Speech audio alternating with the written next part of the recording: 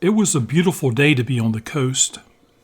I filmed quite a few shows with Huell, but being with him in the field on this particular day was especially fun. We began the day down in Bodega Bay. Huell had phoned a few weeks earlier to say that he wanted to film an episode of California's Gold with me at the place I call the Mammoth Rock Site. California's Gold was Huell's extremely popular TV series shown on PBS. We set a date for the filming, and on the agreed-upon day, I drove out to Bodega Bay. Huell and his cameraman, Cameron Tucker, were staying at a lodge near the bay. I met the two of them early in the morning and then led them to the film location about 8 miles up the coast. Huell enjoyed seeing the polished rocks. These are tall rock stacks that I've attributed to the rubbing behavior of now extinct Columbian mammoths. Upon finally seeing the rocks and running his hand along the slick polish, Huell blurted out, "That's amazing!" That was one of his trademark phrases, and a fan favorite for sure. For the same episode of California's Gold, Huell had earlier visited the La Brea Tar Pits Museum in Los Angeles. The museum staff showed Huell the fossil mammoths that had been found there. At La Brea, Huell could look at the mammoths, but he couldn't touch them. But at the Mammoth Rock Site, he was able to touch the polished rocks and imagine what had been. I think he enjoyed doing that. This was episode number 7001 of California's Gold, which was entitled Mammoths.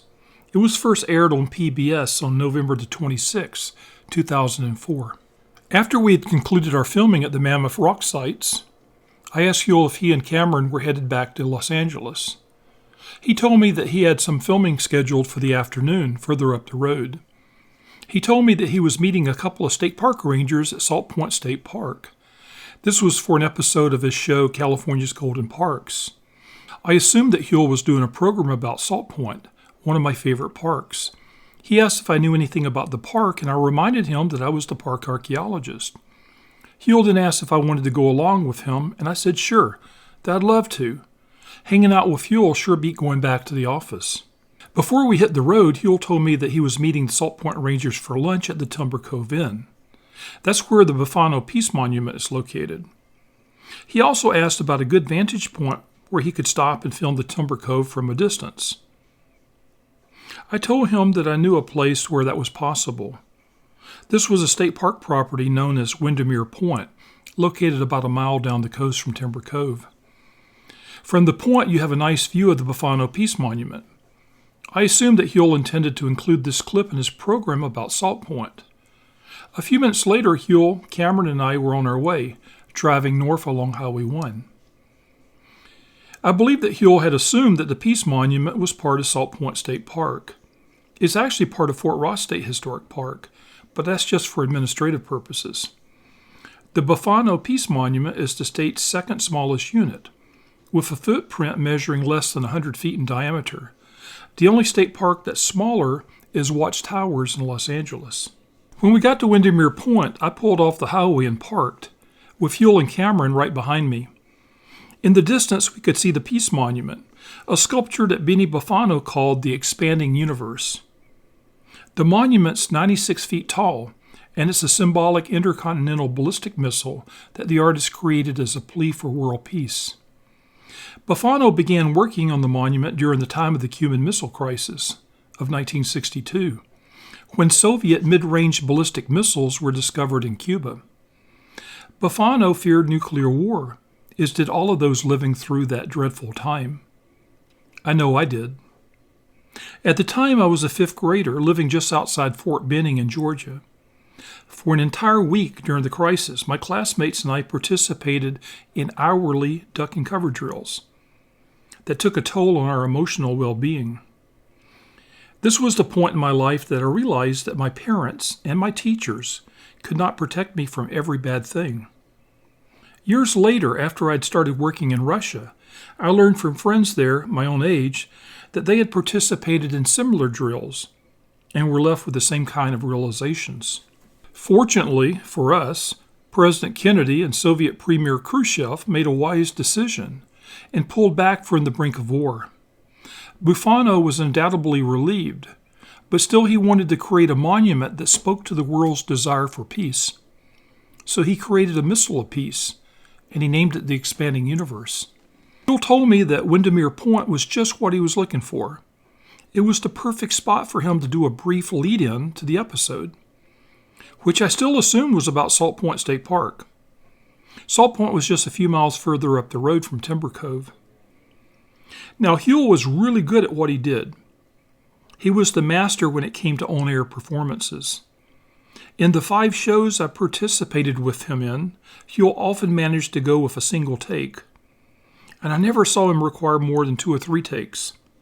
For some reason, though, Huell just couldn't get the start of his lead-in for this show about the Bufano Peace Monument to work. He kept trying and he kept messing up. He tried what seemed like a dozen times, maybe more.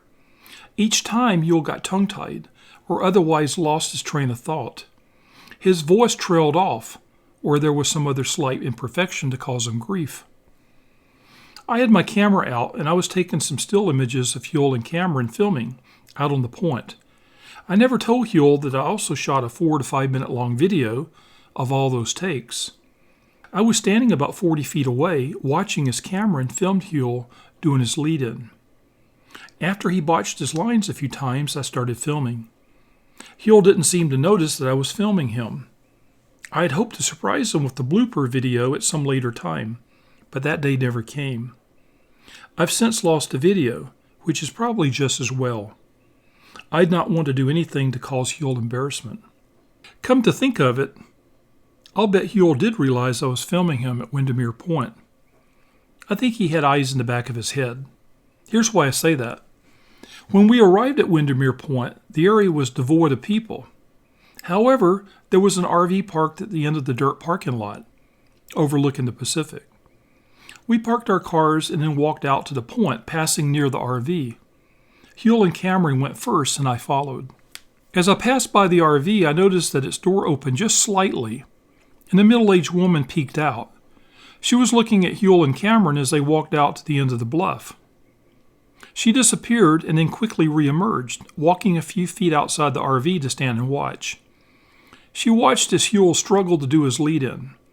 At one point, she disappeared back into the RV and then reappeared with her husband. The couple stood silently watching as Huell delivered his lines. Huell didn't seem aware that he had an audience watching, or so I thought. Upon completing the lead-in to Huell's satisfaction, we turned and started walking back to our cars. Just as we were starting to make our way back, the man and woman had ducked back inside the RV. As we were nearing it, Huell turned and went right up to the RV's door. The woman saw him approaching through the window. As Huell came closer, the door opened and the woman emerged with her husband not far behind her. In Huell's typically charming voice, he said something like, "I saw you watching me. Hi, I'm Huell Howser. How are you today?" The woman beamed. Her face lit up like the sun rising. She told Huell that she and her husband never missed any of his shows, and that they used them when planning where they would go on their vacations. They were big fans of his, and they had visited many of the places that Huell had visited. Huell smiled on hearing that, but I doubt it was the first time he had heard something like that. Afterwards, he gave the woman a great big hug and told her and her husband goodbye. Then we were on our way again. As we walked away from the RV, I looked back at the smile on the woman's face, and I realized that this experience would undoubtedly stay with her for the rest of her life. She was a big fan of Huell's, and he had gone out of his way to meet her. After Windermere Point, we drove the mile to Timber Cove Inn, with Bufano's Peace Monument looking down on us. Once there, we met my old friends, State Park Rangers William Walton and Ashford Wood. Bill and Woody joined Huell, Cameron, and me for lunch, and Huell enjoyed getting to know them as we ate. At this point that I realized Huell had come here to film an episode solely on the Bufano Peace Monument, not Salt Point State Park. I was glad that Bill and Woody were there to take the lead. Whereas I knew quite a bit about Salt Point, I knew precious little about the Peace Monument. In fact, although it was within my area of responsibility, I had never once visited the monument, although I did see it from the highway every time I drove by. After lunch, we walked the short distance to the monument. While doing so, I took Bill and Woody aside and asked if they knew much about Bufano and the Peace Monument. They told me they didn't. Then they said that they were glad to see me, as they assumed I knew about Benny Bufano's story. I admitted that I didn't. The three of us agreed to do our best. Now understand that up until this time, the Bufano Peace Monument was something of a white elephant, as far as state parks go. We had no programs at the monument, and no presence either. To access the Bufano Peace Monument, you either have to go the long way around the back of the Timber Cove Inn, or else you walk the short distance right through the hotel's bar and out the back door, which opened near the foot of the monument. It's definitely not your typical state park unit. I assumed the monument's visibility would change once Huell highlighted it on TV. Bill, Woody, and I did our best to answer Huell's questions about Benny Bufano and the Peace Monument. I don't think we did a good job. We didn't do a terrible job, but we didn't do a good job. Actually, I was embarrassed afterwards, and as penance, I decided to become an authority on Bufano. I spent the next year studying Benny Bufano and his art, and I quickly gained a new appreciation for the Bufano Peace Monument, a sculpture Bufano named the Expanding Universe. 3 years later, I published my work as an essay in California History, the quarterly publication of the California Historical Society. My essay was entitled Missiles of Peace, Benny Bufano's Message to the World. Every now and then, I like to watch a rerun of one of Huell's shows. When I do, I always end up recalling Windermere Point.